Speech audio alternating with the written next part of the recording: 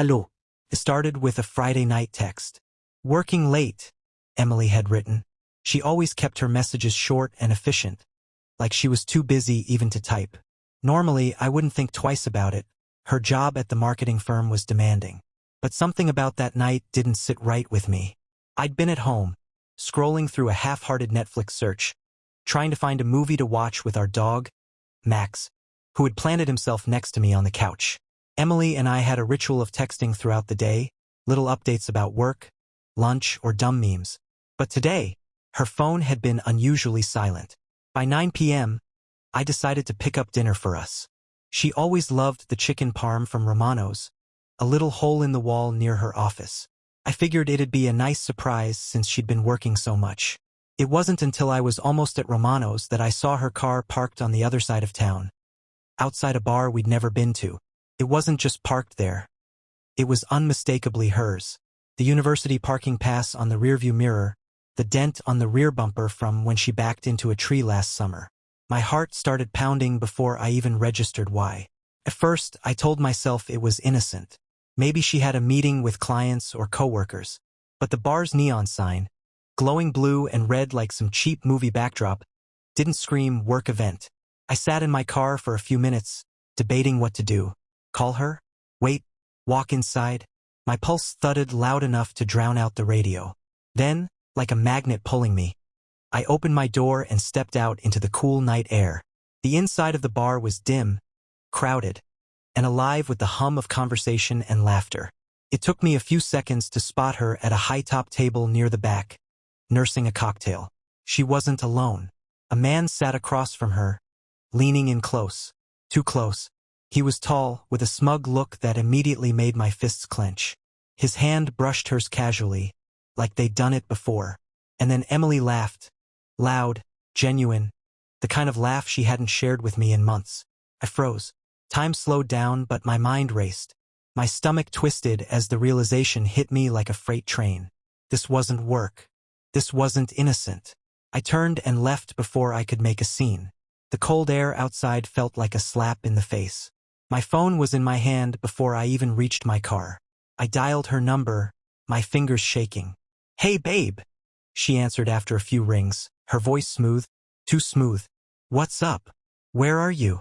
My voice was calm, but only barely. "At work," she said without missing a beat. "Why?" I paused. The audacity of her lie made my blood boil. For a split second, I considered blowing it all up right then and there. But something stopped me. Instead, I said, "No reason. Just wanted to check in. Don't stay too late." Her answer came too quickly. "I won't. Love you." I didn't say it back. I sat in the car for almost an hour, replaying the scene over and over in my head. Every laugh, every glance between them. I knew now what that whisper of unease had been trying to tell me. She wasn't just lying to me. She was betraying me. But I also knew this wasn't the time to confront her.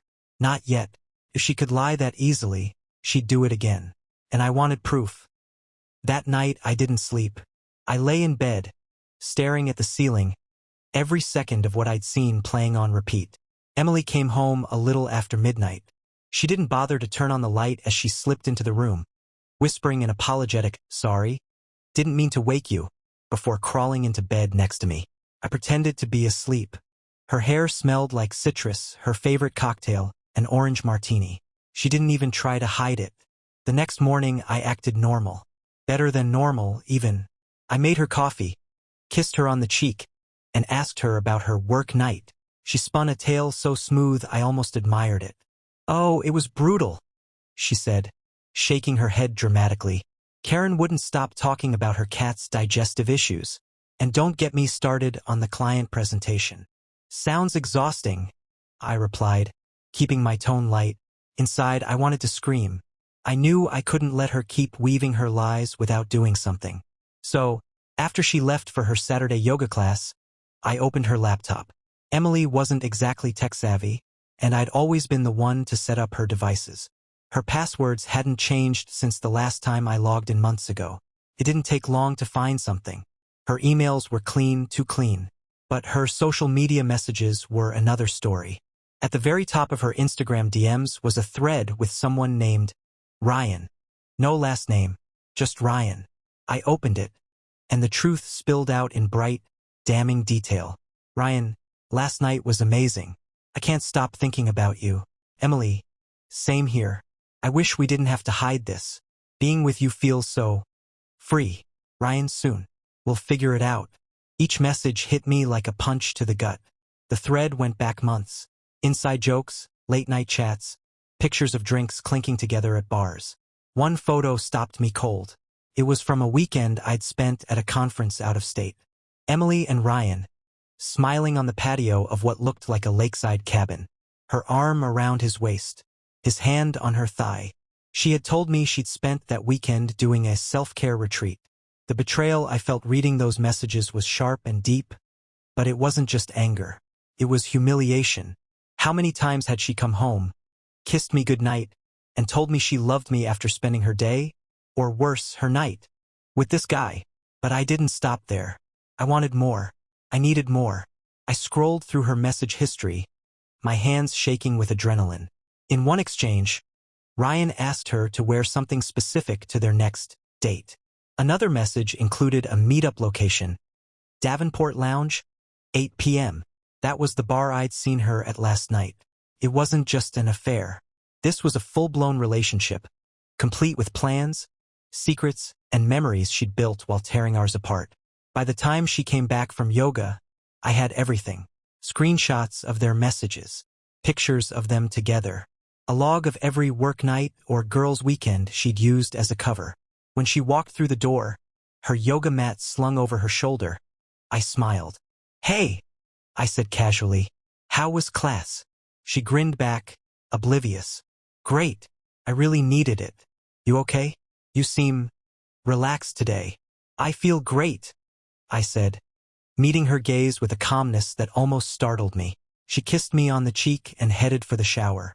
I watched her go, knowing this charade couldn't last much longer.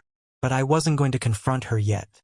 No, I had a plan now, a way to end this mess on my terms. I spent the next week setting the stage. Emily carried on like nothing had changed, blissfully unaware that her web of lies was starting to unravel. Every time she smiled at me or kissed my cheek before leaving the house, I felt a mix of disgust and determination. She didn't know it, but she just walked onto my chessboard, and I intended to checkmate her in one perfect move. The first step was laying bait. I started mentioning a few work events of my own, dropping hints that I'd be busy in the evenings. I wasn't actually going anywhere. I wanted to see if she'd take the opportunity to sneak out. Sure enough, the very first night I told her I had an important client dinner, she practically leapt at the chance. "Oh, that's great. I was thinking of doing a girls' night with Kelly anyway," she said, her voice a little too casual. Kelly, her best friend, lived 3 states away, but I played along. "Sounds like a plan. Have fun." I left the house, pretending to head for a restaurant downtown. Instead, I parked a block away and waited. Like clockwork, Emily left an hour later, wearing a red dress I hadn't seen in years, the kind she used to wear when we first started dating. She drove straight to the Davenport Lounge.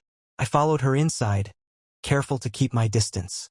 She didn't notice me as she slid into a booth, greeted by none other than Ryan. They ordered drinks, leaning into each other like they were the only 2 people in the world. My stomach churned, but I stayed focused. This wasn't the moment to confront her. It was the moment to document. I snapped photos discreetly from across the bar, her hand resting on his, their heads tilted close in conversation. The way she laughed with him in a way she hadn't laughed with me in months. It was enough to make my blood boil, but I kept my cool. When they left together, I followed them to the parking lot. She climbed into Ryan's car and they drove off. I didn't follow them. I didn't need to. I had everything I needed for now. The second step was gathering allies. I reached out to Kelly, her supposed alibi. Kelly had always been polite to me but distant, a little too loyal to Emily. Still, I knew how to frame the conversation. "Hey, Kelly," I texted. "Emily mentioned she's been meeting up with you a lot lately. Thanks for being such a good friend to her. I know she's been stressed with work." Kelly's response came quickly. We haven't seen each other since her birthday in April. Why? Is everything okay?" Bingo. I told her everything. To my surprise, Kelly wasn't just shocked. She was furious. I don't know who this Ryan guy is, she said over the phone. But Emily using me as her excuse? That's disgusting. Let me know how I can help. The third and final step was planning the reveal. I knew I couldn't just confront her at home. She'd twist the narrative, maybe even gaslight me. No, I needed an audience, witnesses who could see the truth as clearly as I did. That's when inspiration struck. We had an upcoming house party, a casual thing with friends and neighbors. Emily loved playing hostess, basking in the compliments about her charcuterie boards and expertly mixed sangrias. It was perfect. I spent the days leading up to the party organizing every piece of evidence I had. Screenshots, photos, even a folder of receipts I'd found in her purse from the nights she'd been with Ryan. Every lie she told me was laid bare, ready to be exposed. The night of the party, Emily was glowing. She flitted around the room, laughing with our friends, completely unaware of what was about to happen. Ryan wasn't there, of course, he didn't know about the party. But that didn't matter. I waited until the guests were settled, glasses in hand, before making my move. "Hey, everyone," I said, raising my voice just enough to get their attention. Emily turned to look at me, her smile faltering slightly. "I just wanted to take a moment to thank you all for coming, and to thank my wife, Emily, for organizing such a great night." There was a polite round of applause. Emily beamed, looking relieved. "And since we're all here," I continued, my voice steady but sharp, "I think it's the perfect time to share something I've been working on. A little project about trust and honesty." The room went quiet. Emily's smile froze. I pulled out my phone and cast the screen to the TV in the living room. The first image that popped up was Emily and Ryan at the Davenport lounge, her hand on his. Gasps filled the room. "What the hell is this?" she stammered, her face draining of color. "Oh, don't worry," I said, my tone cold. "There's more." I swiped through the evidence one by one, screenshots of their messages, the cabin photo, receipts from their dates. The room was buzzing now, whispers spreading like wildfire. Emily stood frozen, her glass trembling in her hand. "Care to explain, Emily?" I asked, staring her down. Her jaw worked, but no words came out. For the first time in months, she didn't have a lie ready. The room was electric. Conversations had died into a stunned silence, but the air buzzed with tension. All eyes were on Emily, whose face was an alarming shade of red. She looked like she wanted to vanish, her mouth opening and closing as though she were grasping for some kind of explanation. "Alex," she finally croaked, her voice barely above a whisper. "Can we talk? Privately?" I didn't move. "Talk? Oh, you mean like how you've been talking to Ryan for the past 6 months? Go ahead, Emily. Talk. Please," she said, louder now, trying to summon some authority in her voice. Her gaze darted around the room, looking for an ally. "This isn't. It's not what it looks like." The crowd was shifting uncomfortably, unsure whether to stay or leave. Some of our neighbors exchanged glances, clearly relishing the drama but too polite to admit it. Kelly, however, stepped forward, her face livid. "Not what it looks like?" Kelly said, her voice dripping with disbelief. "Emily, you've been using me as your excuse to sneak around with him. Are you seriously going to try and deny this in front of everyone?" Emily's head snapped toward her, betrayal flashing in her eyes. "You don't understand," she hissed. "This is personal. You shouldn't." "No." I cut her off, my voice louder now, rising above the chaos. "What's personal is the 6 years of my life I wasted with someone who couldn't even respect me enough to end things before running off to someone else." Emily's hands trembled as she placed her glass on the table, her eyes darting around the room. Her perfect facade, the one she'd so carefully crafted for our friends and neighbors, was crumbling faster than she could hold it together. "I wasn't," she started, but her voice cracked. "I didn't mean for this to happen." "Didn't mean for what to happen?" I snapped. "You didn't mean to sneak around with Ryan behind my back? Or you didn't mean to use your friends as alibis? Or was it the lies you didn't mean to tell every time you looked me in the eye and said you loved me?" She stared at me, tears beginning to pool in her eyes. For a brief moment, I thought I saw regret, but it wasn't enough to sway me. "That's enough, Alex," she said suddenly, her voice growing sharper, like she was trying to reclaim control. You don't get to humiliate me like this in front of everyone. This is between us. No, Emily, I said, my voice icy. You made it public the moment you lied to all these people, pretending to be the perfect wife while living a double life. The room erupted into murmurs. Some guests, clearly uncomfortable, started gathering their things. Kelly wasn't one of them. You've got some nerve, Kelly said, glaring at Emily. I stood up for you so many times, even when Alex was frustrated or venting about how distant you'd been. I thought, she's just stressed. I defended you, Emily, and this is how you repay us? By dragging us into your mess. Emily turned on Kelly, her voice shrill. You don't know what it's like. Our marriage wasn't perfect. Alex was always working late, always distracted. I felt invisible. There it was, the justification. I've been waiting for it.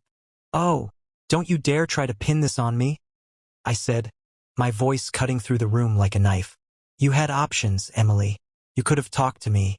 You could have asked for therapy. You could have left. But no, you chose to lie, cheat, and betray me. That's on you, not me.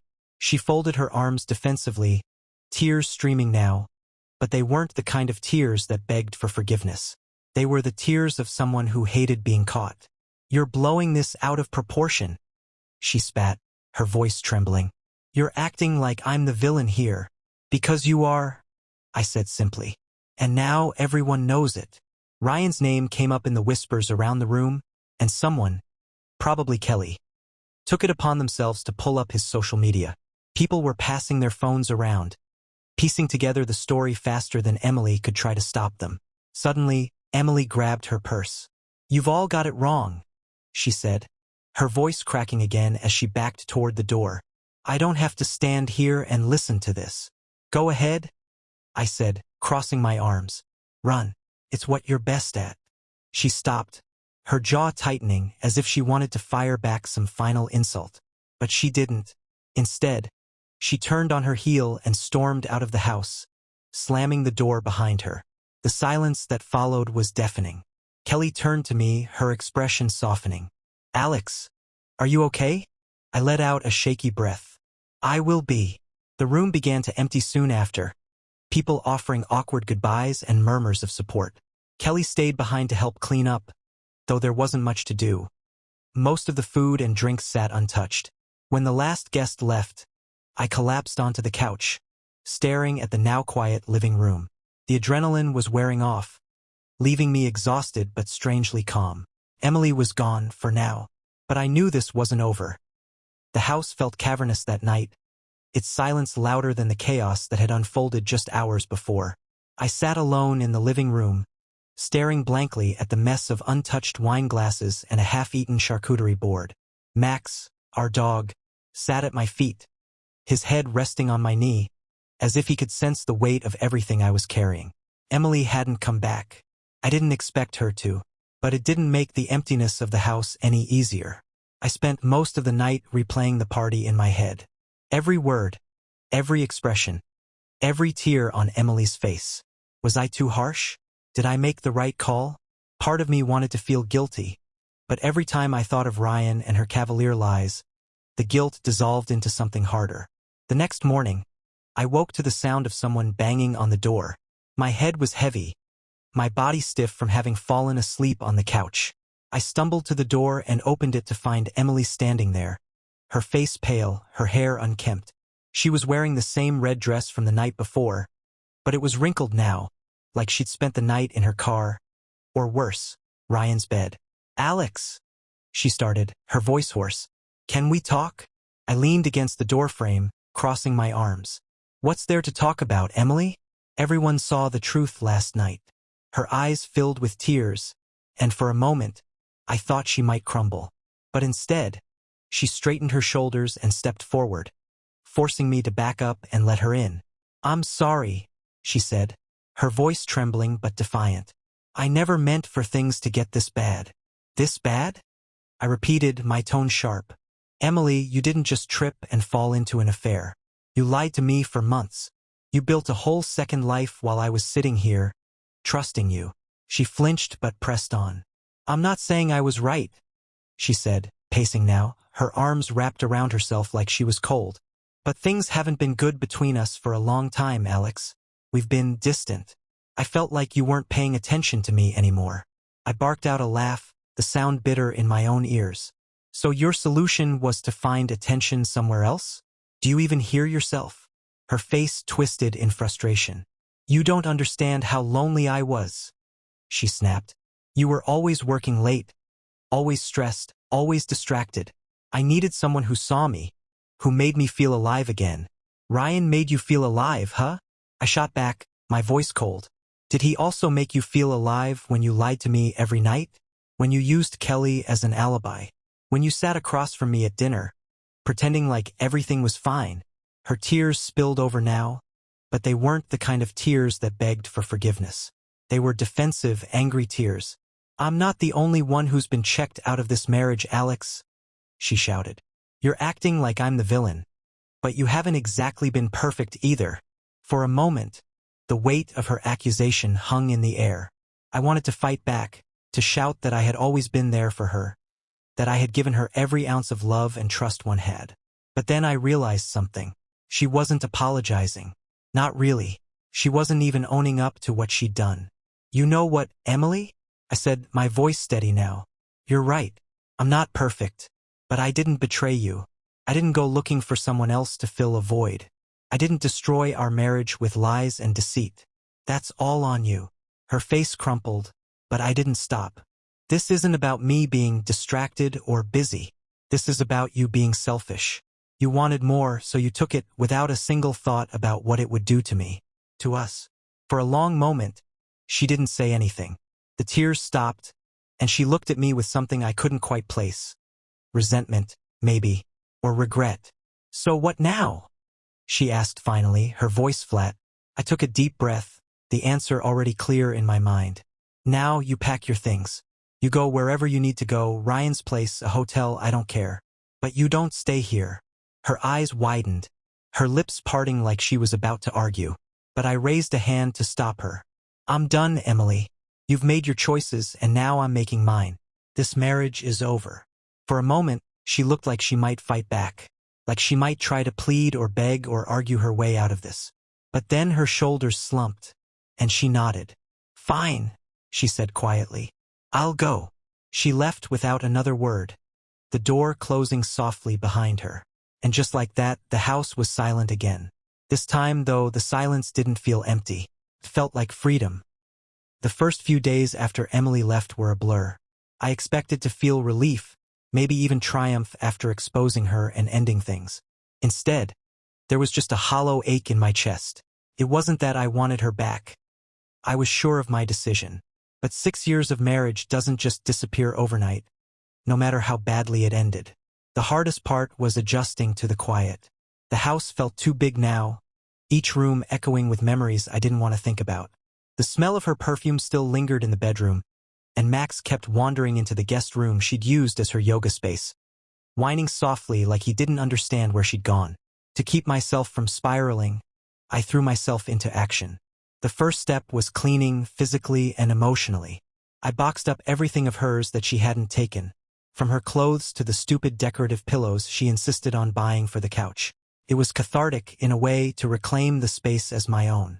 While I was sorting through the bedroom, I found a shoebox under the bed.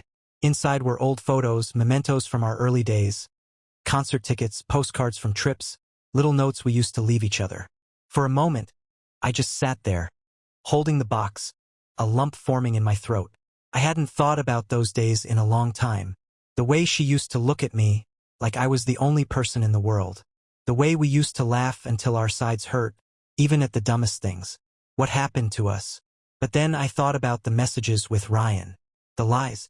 The way she had looked at me at the party, not with remorse but with indignation. Like I was the one who'd wronged her. And just like that, the nostalgia dissolved. I closed the box and shoved it into the back of the closet. Some things were better left untouched. The next step was calling a lawyer. I didn't want to drag this out. I wanted a clean break. Emily and I didn't have kids, and the house was in my name, so the process would be relatively simple. Still, the thought of sitting across from her in mediation made my stomach turn. I also had to start fielding calls and messages from friends and family. News of the party had spread quickly, thanks to Kelly and a few particularly nosy neighbors. Everyone wanted to know what had happened, and I found myself telling the story over and over, like a broken record. She cheated, I'd say bluntly. We're done. Some people were shocked. Others said they'd seen it coming. A few offered unsolicited advice or tried to convince me to work things out. But the more I talked about it, the easier it became to separate myself from the pain. By the end of the week, I finally felt like I was starting to breathe again. On Friday evening, Kelly stopped by with takeout and a bottle of whiskey. "You need to eat something that isn't frozen pizza," she said, setting the bag on the counter. I smirked.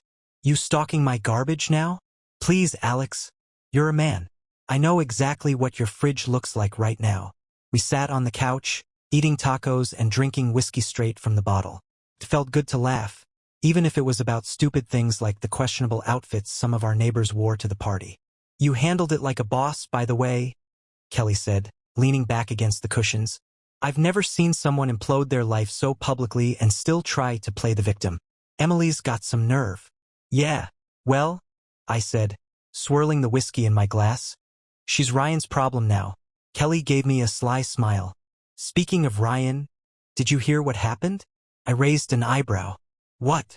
"Apparently, his wife found out about the affair too." My jaw dropped. "Wait, wife? Ryan's married." Kelly nodded, her grin widening. "Yup, I guess Emily wasn't the only one keeping secrets. His wife kicked him out the same night as your party." Poetic justice, huh? I couldn't help but laugh. It wasn't just justice, it was karmic perfection. By the time Kelly left, I felt lighter than I had in weeks. For the first time since this whole nightmare began, I wasn't just surviving. I was starting to see a path forward. I wasn't there yet, but I would be a week after Emily left. I was starting to find some sense of normalcy. I'd cleaned the house top to bottom, met with my lawyer, and even picked up a new hobby, woodworking. It wasn't much, but sanding a slab of pine until it was smooth as glass was strangely therapeutic. That Friday night, I was just finishing dinner when my phone buzzed on the counter. It was late, almost midnight. The name on the screen made my stomach flip. Emily. I stared at it for a moment, my thumb hovering over the decline button. Part of me wanted to ignore it entirely, but curiosity got the better of me. I answered, "What do you want, Emily?" There was silence on the other end for a moment, followed by a shaky inhale. "Alex." Her voice was soft, almost timid. I don't know where to start." "How about the truth?" I said, leaning against the counter. "That'd be a nice change of pace." She hesitated, then let out a bitter laugh. "I guess I deserve that." I didn't say anything. "Look," she continued, her voice trembling. "I know I messed up. I know I hurt you. But I need you to know that it wasn't just about Ryan. It was everything. Our marriage, my job, myself. I felt like I was drowning, and he was a lifeline. "Spare me the excuses, Emily," I said coldly. "I'm not interested in hearing how your choices were my fault." "It's not about blame," she said quickly. "I'm just trying to explain." "No," I cut her off. "You're trying to justify. There's a difference." She went quiet. I could hear her breathing on the other end, shaky and uneven. "Why are you calling me?" I asked finally. "Because..." She paused, then exhaled sharply. "Because I'm scared, Alex. I don't know what to do. Ryan, Her voice broke, and for a moment, I thought she was crying. "What about Ryan?" I said, my tone sharper than I intended. "He lied to me," she said finally, her voice bitter. "He told me he was getting a divorce, that he was leaving his wife for me. But she found out about us and kicked him out, and now he's ghosting me." I let out a short, humorless laugh. "Wow, so you burned our marriage to the ground for a guy who can't even stick around." Her voice hardened. "You don't have to rub it in." "Why not? You rubbed him in." I shot back. She flinched audibly, and I immediately regretted the jab, though I didn't take it back. "Alex, please," she said, her tone desperate now. "I don't have anyone else to talk to. I know I don't deserve it, but I need help. I don't know where to go." Her words hung in the air, heavy and pathetic. For a split second, I felt a pang of something. Sympathy? Pity? But it was fleeting. Emily, I said, my voice steady, you need to figure this out on your own. I gave you everything I had. My trust, my love, my loyalty. And you threw it away. You don't get to come back to me because your backup plan didn't work out. I'm not asking to come back, she cried. I just want to talk. To make sense of this. I've made sense of it, I said, my tone cold. You wanted out of our marriage, and you found someone to help you escape. Now you're on your own. She was crying now, soft and broken. I never wanted to lose you, Alex.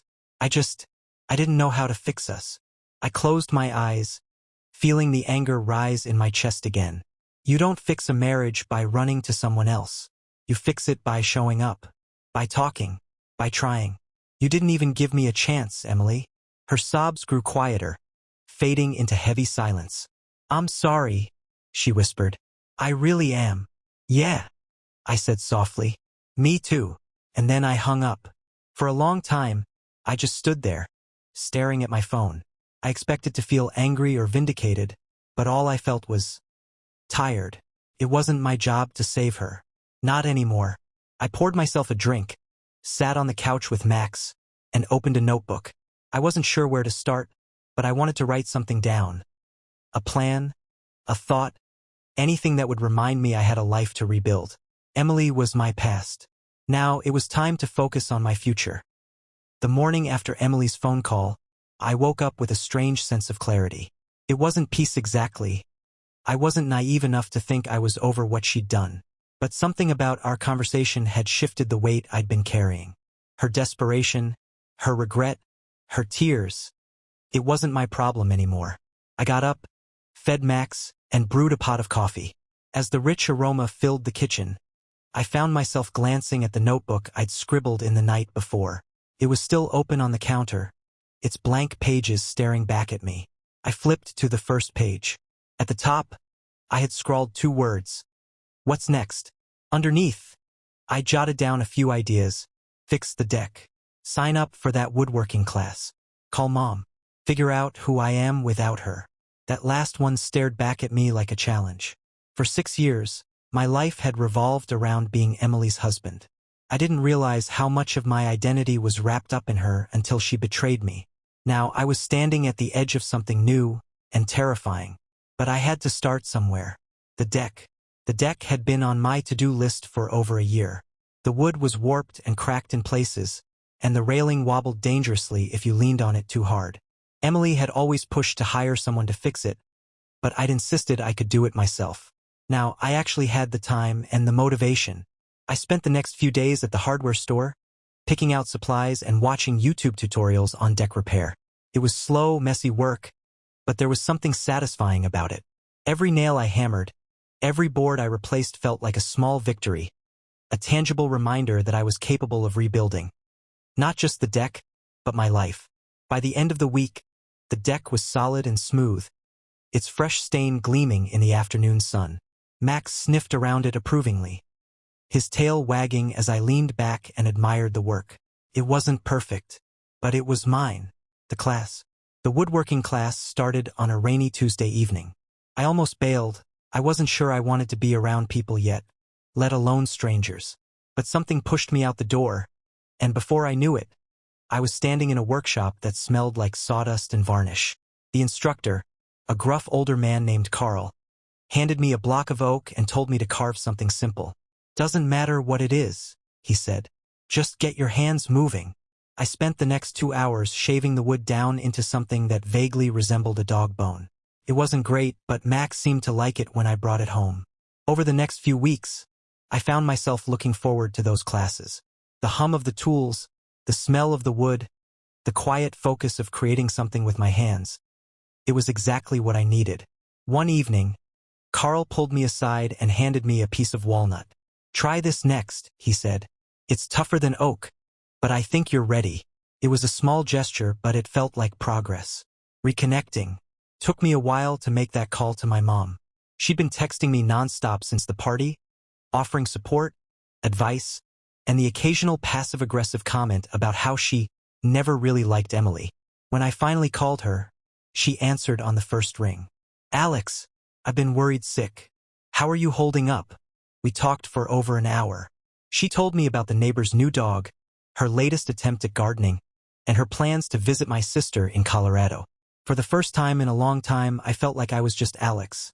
Not Alex the husband, not Alex the victim. Just me. By the time we hung up, I realized how much I'd missed her. Something unexpected. It was during one of my woodworking classes that I met her. Her name was Mia, and she was working on a chair that looked like it belonged in a museum. She had a streak of sawdust on her cheek and a focus so intense it was almost intimidating. I didn't say anything to her at first. Honestly, I wasn't even sure I wanted to. But as the weeks went on, we ended up next to each other more often than not, swapping tips and laughing over our mistakes. One evening, as we were cleaning up, she turned to me and said, "You're pretty good at this for a beginner." "Thanks," I said, surprised. "You're amazing. That chair is ridiculous." She smiled, brushing her hair back with a hand streaked with varnish. "It's a work in progress." I nodded, feeling a strange warmth in my chest. Aren't we all? It wasn't a date. It wasn't a promise. But it was something. For the first time in months, I felt like I was moving forward. Mia's chair turned out to be a masterpiece. I saw it completed one evening in class, polished and perfect, every curve and joint seamless. She caught me staring and smirked. "It's just a chair, Alex." "Yeah, and Da Vinci just painted." I shot back, grinning. Our banter had become a quiet constant during those evenings. It wasn't flirtation, at least I didn't think it was.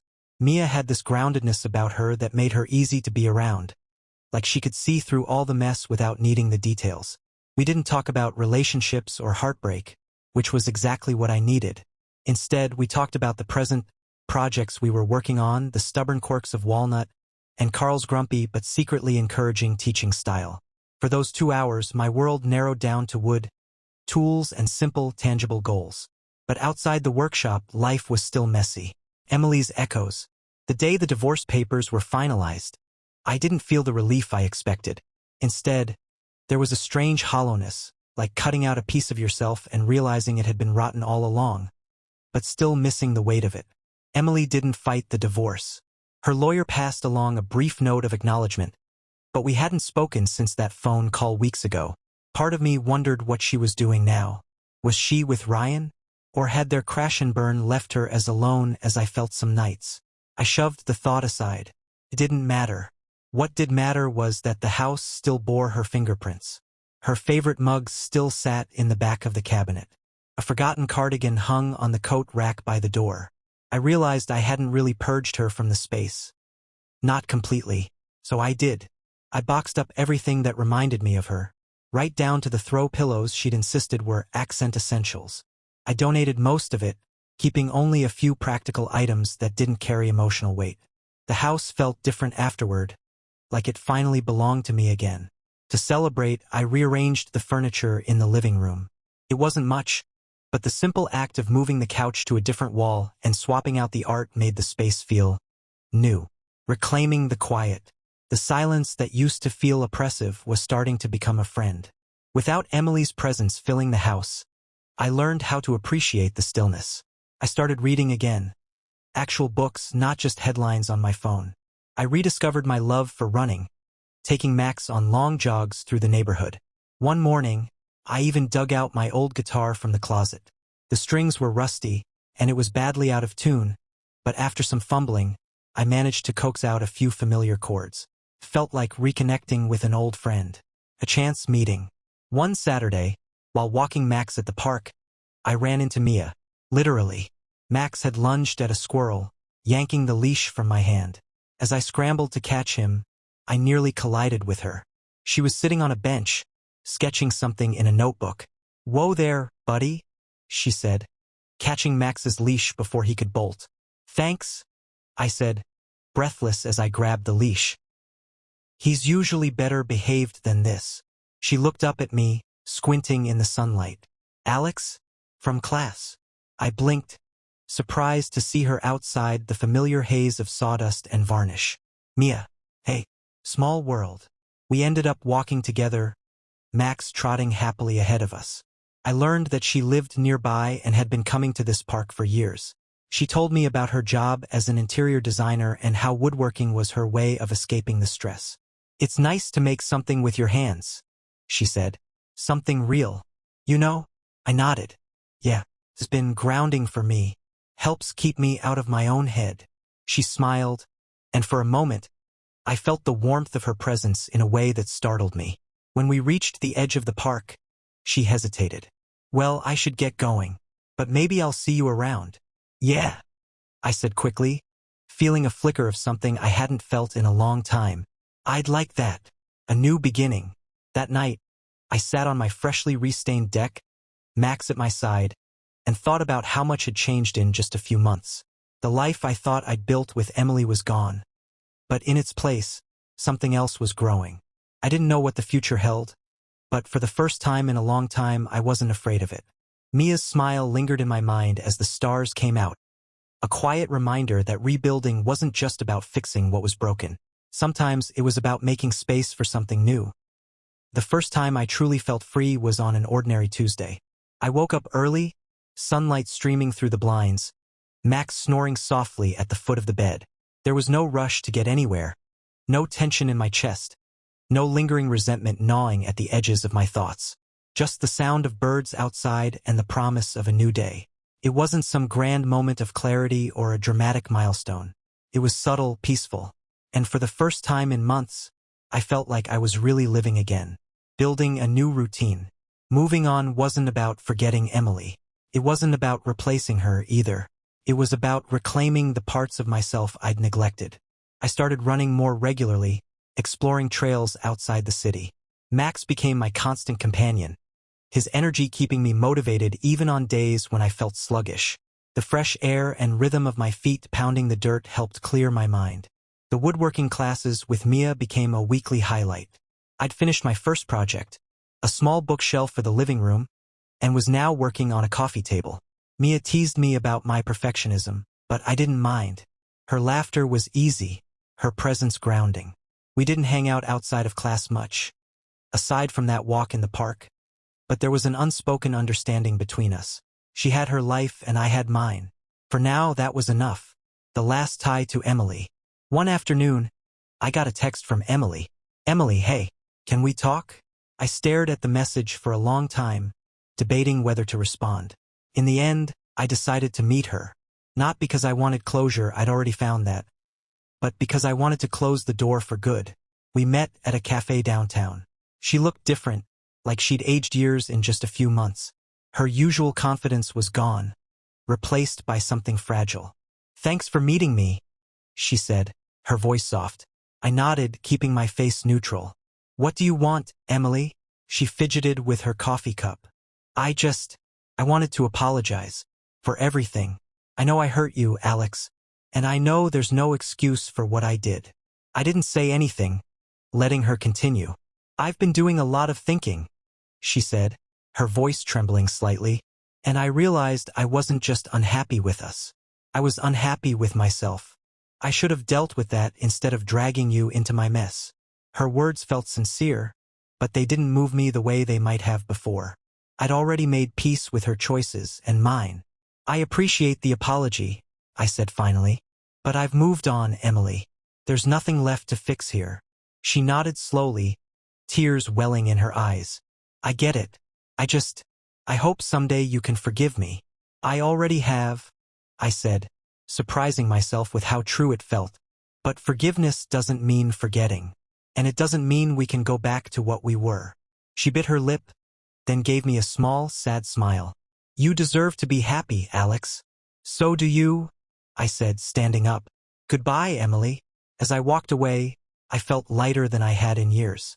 Something new. A week later, Mia and I ran into each other at the park again. This time, I asked if she wanted to grab coffee. We spent the afternoon talking, her eyes lighting up as she told me about her latest design project. She had a way of making everything feel exciting, even the mundane details of choosing fabric swatches. "Why woodworking, though?" I asked at one point, genuinely curious. She smiled, tilting her head thoughtfully. "Because it reminds me that you can take something rough, something raw, and turn it into something beautiful." It's messy and frustrating, but the end result? Worth it. I nodded, her words sinking in deeper than she probably realized. As we parted ways, she hesitated. You know, she said, a playful glint in her eye, I've been thinking about starting a new project. Maybe I could use a partner. I grinned. I think I could make some time for that. The future. Life didn't magically become perfect after that. There were still moments of doubt, days when the past crept back in. But they were fewer and farther between. What mattered was that I was finally moving forward. Rebuilding wasn't just about fixing what had been broken. It was about creating something entirely new. And for the first time in a long time, I felt like I was exactly where I was supposed to be. The weeks after that second coffee with Mia felt like stepping into sunlight after months in the shadows. Our conversations flowed easily, like two rivers converging. There was no pretense, no pressure, just honest, simple connection.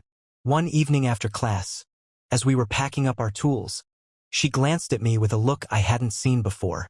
You know, she said, her voice light but purposeful, we're overdue for another walk in the park. Max's leash handling skills can only have improved. I laughed, feeling that familiar warmth bloom in my chest. I think Max would approve of that plan. We met the next Saturday morning. The autumn air was crisp, and the leaves painted the park in vivid shades of orange and gold. Max bounded ahead, his tail wagging as if the world held nothing but joy. Does he ever slow down? Mia asked, watching him chase a squirrel with single-minded determination. Only when he's asleep, I said. But honestly, I think he's just making up for both of us. He's been my shadow through all of this. She smiled, a soft, knowing look in her eyes. Dogs are good like that. They don't ask questions. They just stay. There was something in her tone, a quiet understanding that settled between us like a shared secret. As we walked, I found myself opening up in a way I hadn't expected. I told her about the divorce, about the party, and even about the phone call with Emily. I expected her to look shocked or awkward, but she didn't. She just listened, her gaze steady and thoughtful. Sounds like you've been through hell, she said finally. I have, I admitted, but I'm starting to see it for what it was. The end of something that needed to end. She nodded. Sometimes endings are just the beginning of something better. Her words stuck with me long after the walk ended. A quiet moment. A few weeks later, Mia and I were working late in the woodshop. Carl had long since left, grumbling something about not babysitting adults. But he trusted us to lock up. I was sanding the surface of a new project, a sleek coffee table I was building for the living room, when Mia spoke up. Do you ever think about what you want next? She asked, her voice soft but deliberate. I looked at her, surprised by the question. She was leaning against her workbench, her hands idly twisting a chisel. Next? I echoed. Yeah, she said, glancing at me. Not just projects or hobbies. Life. What do you want it to look like? I thought about it for a moment, the question settling deep in my chest. Honestly, I'm not sure yet. For so long, my life was about building something with someone else. Now, I guess I'm figuring out what I want just for me. She nodded, a small smile tugging at her lips. That's a good place to start. And you? I asked, leaning on my own workbench. Her smile grew, soft but confident. I want to build a life I'm proud of. One where I can be myself, flaws and all. And maybe, just maybe, I want someone to build it with. The weight of her words hung in the air, warm and unspoken. For the first time in a long time, I felt the stirrings of something I thought I'd lost. Hope. The first step together. Not long after, Mia and I found ourselves back at the park. This time, it wasn't just a walk. We sat on a bench overlooking the pond. Max sprawled out at our feet. The conversation was lighter this time. Stories from her work, funny moments from the woodshop, the ridiculous antics of her cat, Jasper. But beneath the laughter, there was an undercurrent of something deeper, something neither of us needed to say aloud. As the sun dipped below the horizon, casting the sky in hues of pink and gold, she turned to me, her expression serious. Alex, she said, her voice steady, I like where this is going. But if it's too soon, if you're not ready, I'll understand. I looked at her, my chest tight but in a good way. For the first time in months, I didn't feel the weight of the past dragging me down. "I'm ready," I said simply. "And I like where this is going too." She smiled, her eyes bright with something I hadn't seen in a long time. Possibility. As we walked back to our cars, I realized something. Moving on wasn't just about leaving the past behind. It was about building something new piece by piece, with someone who saw you for who you were and who you could become. And for the first time, I wasn't afraid to take that first step. That IT didn't happen all at once. This new chapter of mine. It unfolded slowly, like watching the first buds of spring push through after a harsh winter. Piece by piece, day by day, I felt myself letting go of the wreckage of my old life and leaning into something different. Mia became a bigger part of that something. It started with small things. A late-night text after class about how badly I'd botched a dovetail joint. A spontaneous coffee on a rainy Sunday. A shared silence during a walk, comfortable and unspoken. She had a way of grounding me, of being present without prying, and I found myself wanting to give her that same space in return. Building together. One evening, we were back in the workshop side by side. I was finishing a sleek coffee table I designed, while Mia was halfway through a dining chair set she'd been working on for weeks. As I carefully applied the last coat of stain to the table, she looked over at me with a smirk. "You've got a thing for tables, huh? What's next?" "A dining set." "Maybe," I said, grinning. "But I was thinking of trying something new, like a bookshelf." "A bookshelf?" she teased. "How ambitious of you." "Well, I've got books and no shelf to put them on," I shot back. "But I was thinking of making it a little more personal. Something with a hidden compartment or unique carvings." She tilted her head, intrigued. "Personal, huh? What would you put in it?" I paused, looking down at the wood grain beneath my hands. "Something worth keeping." The air between us shifted, subtle but undeniable. A shared space. A few weeks later, Mia came over to see the finished coffee table. "I feel like I should be charging you for consulting fees," she joked as I set a tray of drinks on the smooth surface. "You could, but then I'd charge you for emotional support during class," I replied, smirking. She laughed, leaning back on the couch, Max resting his head on her lap like he'd known her forever. It was the most relaxed I'd felt in my own home in years. We sat there for hours, talking about everything and nothing. At some point, she asked about the framed photo on the shelf. Me and Max on a hiking trail, the mountains sprawling behind us. "That was right after the divorce," I said, my voice steady. "First time I felt like myself again." Her expression softened, but she didn't offer pity. Instead, she nodded. "Looks like you've been doing a good job finding yourself since then." I looked at her, the warmth in her gaze, the ease with which she fit into my life. "Yeah," I said quietly, "I think I am." A surprise invitation. Mia wasn't one to push, which is why I was caught off guard when she invited me to her family's cabin for a weekend. "It's nothing fancy," she said, her tone casual. "Just a little getaway. Fresh air, hiking, maybe some questionable board games. I think you'd like it." For a moment I hesitated. The idea of meeting her family felt significant, more than just a casual step forward. But the thought of spending time with her in a new space, away from everything else, felt right. "Yeah," I said, smiling. "I'd like that." The weekend turned out to be exactly what I needed.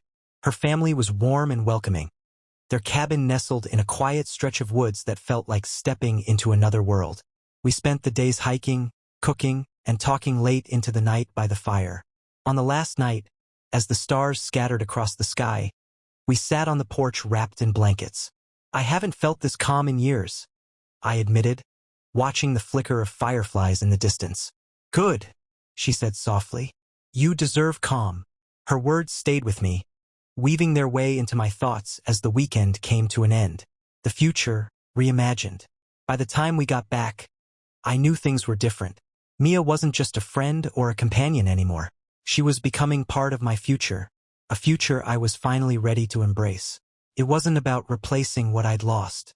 It was about building something entirely new, with someone who understood that life wasn't perfect, but that didn't mean it wasn't worth sharing. That night, as we stood in my driveway, she turned to me, her eyes serious. "You're not afraid, are you, of trying again?" I shook my head, smiling. "Not with you." And for the first time in what felt like forever, I wasn't looking back.